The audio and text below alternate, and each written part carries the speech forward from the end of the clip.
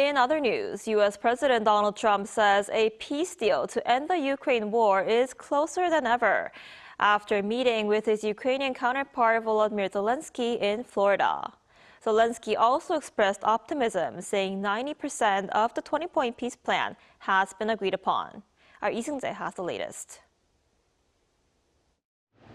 U.S. President Donald Trump and Ukrainian President Vladimir Zelenskyy said they made significant progress toward a potential peace agreement to end the war in Ukraine, following talks held at Trump's Mar-a-Lago residence in Florida on Sunday.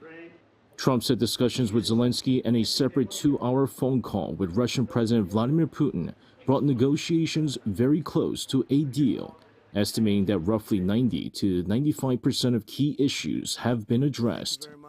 We had a terrific meeting. We discussed a lot of things.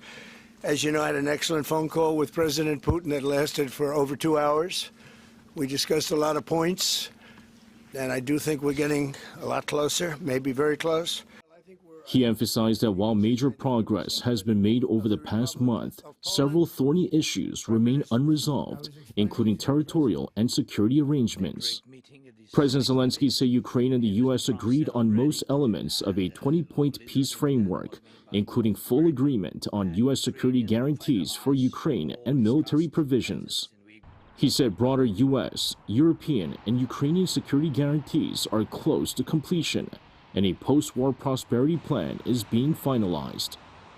And we discussed all the aspects of the peace framework, which includes, and we have great achievements, 20-point peace plan, 90% agreed, and U.S.-Ukraine security guarantees, 100% agreed. U.S.-Europe-Ukraine security guarantees, almost agreed. Military dimension, 100% agreed. Both leaders stressed that security guarantees are essential for lasting peace.